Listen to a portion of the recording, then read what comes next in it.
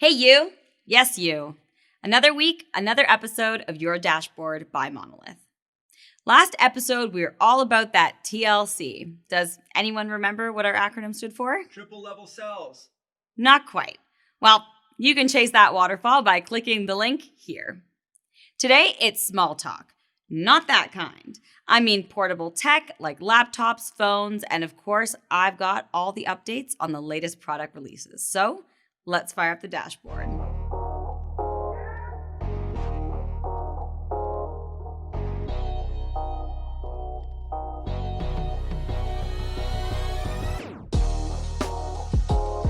Intel recently announced their latest core processor, the 11th Gen Tiger Lake, as part of their Evo program, prompting manufacturers like Lenovo to showcase how they've brought this new hardware to their products. Lenovo has announced the new Thinkpad X1 Nano featuring this platform, as well as a few changes to the original design. You gotta know that this new laptop is powered by Intel's 10nm design with a processor up to a Core i7. It will feature a full 976 execution unit Intel Iris Xe graphics card with up to 16 gigs of LPDDR4X memory. Battery life will be up to 17 hours, and the X1 Nano will provide a 1 terabyte of PCIe storage. Lenovo is going back to its 16:10 display, and the X1 Nano will have a 13-inch panel with a 2K resolution. Apparently, this allows for 200% scaling that won't affect battery life like a 4K panel would, so hopefully we will see proper window scaling.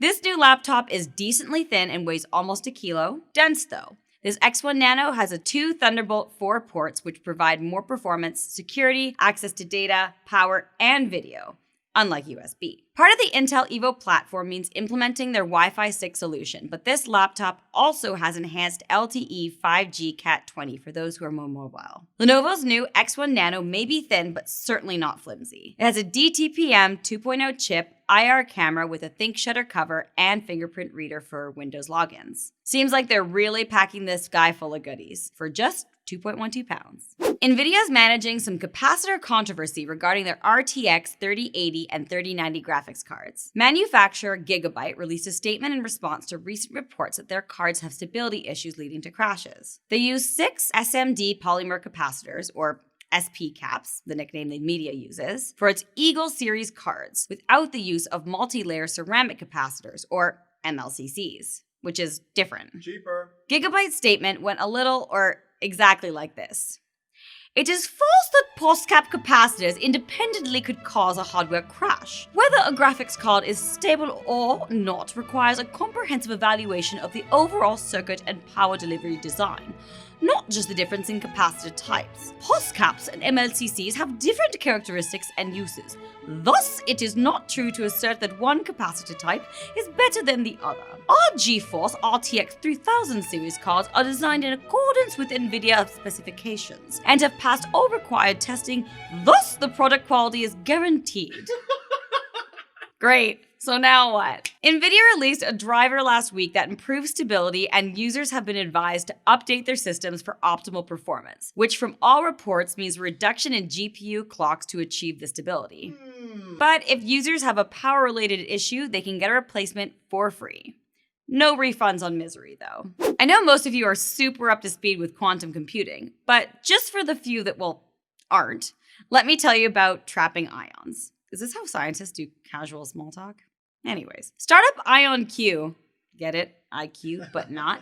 They announced that their next generation ion trap quantum computer was ready for use. This is a major jump for this company as they're going from 11 to 32 quantum bits, or qubits. What is a qubit? Glad you asked. They are the basic unit of quantum information for two-state systems, kind of like binary code, but for the next level of computing. 32 qubits isn't record-breaking by any means, but their use of trapped ions at this capacity is unique because it makes the system easier to link to other complex configurations and less prone to error. Performance-wise, this is the most powerful quantum computer made to date. This is especially exciting when you take into consideration that the company plans to double the qubits every 8 months for the next few years. Okay, so what does trapping ions actually mean for quantum computing?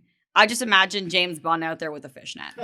Superconducting qubits are manufactured devices that are rarely identical, causing high error rates due to qubit-to-qubit variability, an issue that will likely never be resolved. In trapped ion qubits, the fundamental unit is an atom, which, if we remember from high school physics, is identical to all other atoms from a given isotope. They can be expected to function similarly and can be more consistently manipulated, giving this technology an advantage over other superconductor competitors moving forward. One of the main purchasers of supercomputers is Google, who have revealed their newest product, the Google Pixel 5, available in the US, UK, and Australia later this month through direct pre-order. Announced alongside the Google Pixel 4a 5G, this new phone comes in Sorta Stage or just black and is made of recycled aluminum that somehow allows for wireless charging for its 4080 milliamp battery. Spoiler alert, it's because there's a small hole in the top of the charging coil covered by resin where the electricity conduct, and apparently it's still water resistant.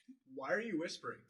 I think it's still kind of cool. The Pixel 5 has a 6-inch full HD display with 432 pixels per inch resolution, and it's an OLED panel. It's got a 90 Hz display, so it's speedy and smooth to scroll. It uses a USB-C port, and there's no headphone jack, but the phone has stereo speakers. The 3D face unlock has been replaced with a fingerprint scanner on the back. The camera is a 12.2 megapixel dual pixel shooter, also with a 16 megapixel ultra-wide shooter replacing the telephoto from previous versions. It also has an 8 megapixel selfie camera, just in case. The Pixel doesn't have premium chipsets. Instead, is using a Qualcomm Snapdragon 765G, which is less powerful than competing phones. There's 8 gigabytes of RAM and 128 gigs only of storage. No micro SD support, but 5G connectivity with the Android 11 operating system. Red velvet. Depending on who you ask, we are weeks or possibly days away from the iPhone 12 launch event. What many people are interested in seeing is the iPhone 12 mini release, which will be by all accounts the smallest iPhone we've seen since SE days. Starting with 64 gigs of onboard storage, it also contains Apple's fastest mobile processor to date, the A14, and what looks to be the lightest handset ever. It has a 5.4-inch OLED display, 6 gigabytes of RAM, a dual rear-mounted lens, and will start at $649. Designers have brought back the classic flat sides like we saw in the iPhone 5 and more recently in the iPad Pro. It's Lightning charge only, doesn't come with a USB-C port, and no, the price does not include AirPods. Whoa. They do say all good things come in small packages, so that being said, would you guys buy the new iPhone 12 mini?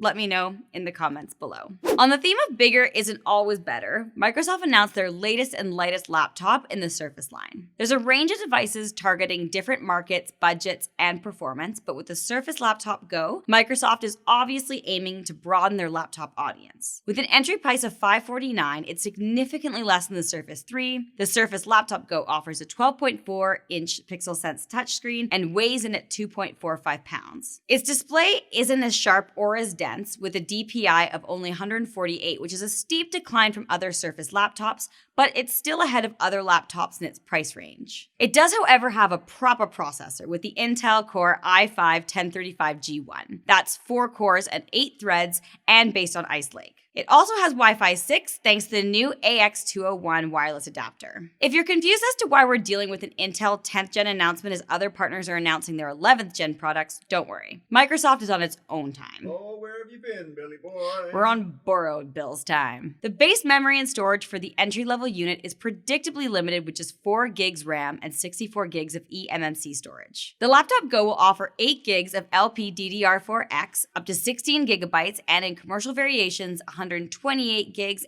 and 256 gigs SSD. Microsoft is claiming 13 hours of battery life with typical usage. What even is that? YouTube.